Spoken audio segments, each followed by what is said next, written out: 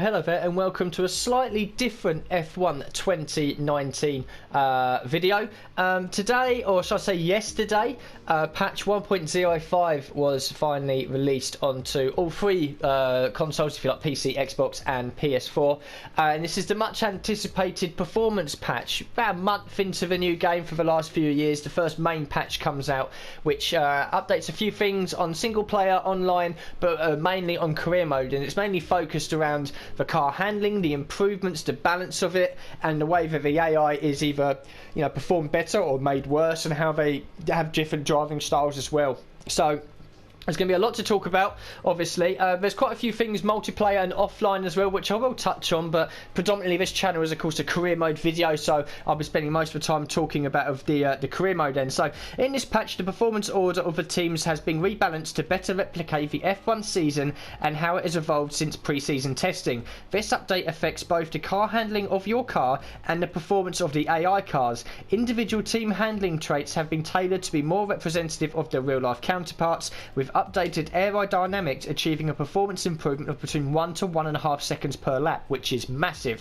mainly in higher cornering speeds, and vehicle performance has been updated to give a more accurate assessment of each car's strengths and weaknesses. The other update you've been asking a lot about is the F2 in multiplayer. This will be available in underranked multiplayer and LAN game in patch 1.05. So we'll touch on the multiplayer stuff as well. So quite a big announcement there about not only the performance patch for the teams themselves, but also the handling characteristics as well. A lot of people already coming out and saying, basically, now with the upgraded aero on the car, and you can take more speed into the medium to high speed corners, people can now run lower downforce on some of the circuits, which could be interesting.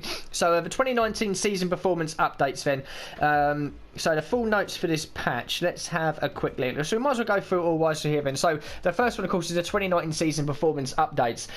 So this is going to be the big one where obviously it changes. If you're halfway through a career mode, it's fine. It automatically gets updated on the game as well. So the screenshot I've got here on the left-hand side was basically the game last week, how it was at the very beginning of the career mode. And on the right-hand side is how it now looks with patch 1.05 installed. There's a few obvious changes there as well. The big three teams haven't really changed so much. The only difference, of course, is Mercedes have now gone ahead of Ferrari on the right hand side, as you can see there, which is to be expected as well. But a lot of the changes you can see there are sort of in the midfield, and it's not really at this current time very realistic. Now, I believe that because this game was released in, let's say, well, it was released in June rather than, let's say, the late August release, usually by about September we know what the real running is of all the teams in F1. They've been racing for 14, 15 races. We know how good or bad they are. Because, though, that it's come out sort of earlier, then the Codemasters and the development team are sort of to look at the very first couple of races to really gauge where the teams are. So on the right-hand side there, you can see that the Haas team are now fourth best. Apparently they're fourth best, and the Racing Point team or Force India team are now sixth best, ahead of Renault and Alfa Romeo and all the others as well. That was true for the first couple of races of the season. But as the season has gone on, certainly by about round 6 or 7, Force India and especially Haas have really been struggling to pick up points. McLaren have certainly been the best of the race. Renault are right up there as well when they haven't got reliability issues. We're seeing both Giovinazzi and Raikkonen start to really knock on the door of the top 10. Raikkonen scoring consistent points, and Giovinazzi has already got a point, and he's getting closer to scoring more as well.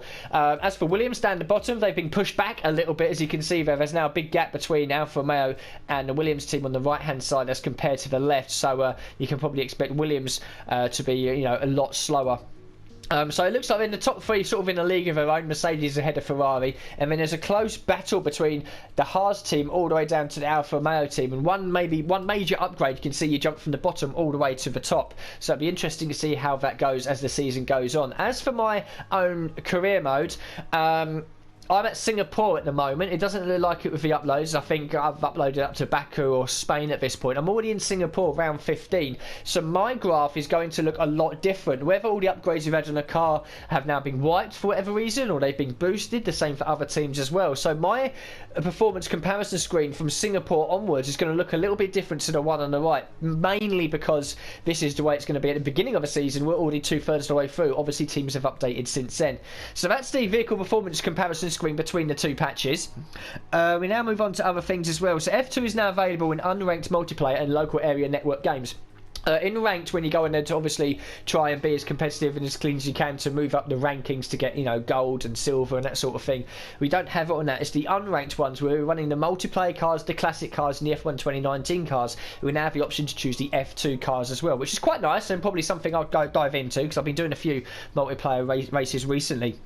The AI performance has been improved in wet weather for both F1 and F2 vehicle classes, which is a bit disappointing for me because up to this point, no spoilers, but I have now done some wet running in both qualifying and races. It's been few and far between, but that has happened, and we have been very, very competitive, very quick. So it looks like then that the AI has been given a bit of a buff, and should be performing a lot better in wet weather conditions, which is a bit disappointing for me. Improvements to AI blocking behaviour. Right, we've already seen in the first few race episodes that I've had on my career mode that the AI are incredibly aggressive when it comes to defending and trying to get past as well. Now, I'm not too sure what that's going to... Is it improvements? Are they more aggressive? Are they picking their lines earlier? Or is it a case of improvements will basically be they jump out your way? I don't know. I'll have to wait until I do some races with them to really see what happens. Other things were in photo mode, changing shutter speed will no longer make the screen go blank. I'm not interested in that. Fanatic wheels will no longer send strong force feedback, turning the wheel to the right on race starts. So some Fanatic wheel users have been complaining that their wheels aren't really calibrated well enough for the game, so there's a few fixes for that.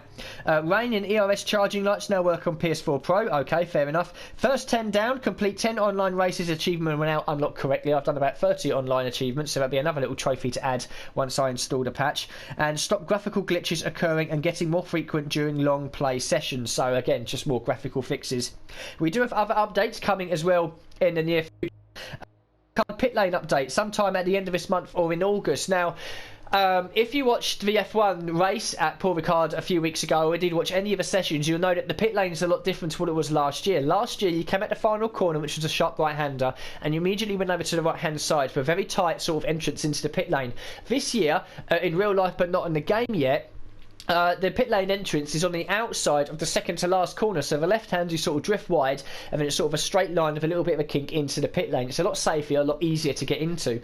That's not on the game, and a few people are a bit like, why is it not on the game? You knew about this for ages, but now a patch is going to be coming out soon that will have it on the game, so that's nice. Visual car updates for August. You'll be delighted to hear that we'll be adding the Ferrari 90 anniversary logo onto the engine cover as part of this update, and this will be again in the July-August one.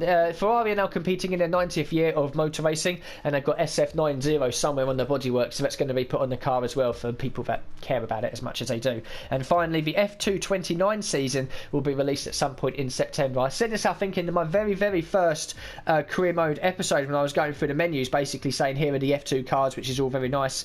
It's currently got the 2018 lineup, and I said that there are talks in the next few months that the 2019 lineup will be added as well. Now, whether it will replace the 2018 lineup or you can choose between the two, it remains to be seen, but the updated 2019 lineup is going to be on the car as well. So yeah, that's basically patch 1.9. It's the first big one of the season. The main one for me obviously is the vehicle performance comparison. The car's going to be a lot quicker, they won't require as much downforce, they're going to be more competitive in the rain, and it's going to be wait to see what happens when we're battling them on track, whether they're going to be as aggressive as ever, more aggressive, or jump out of your way. I have no idea.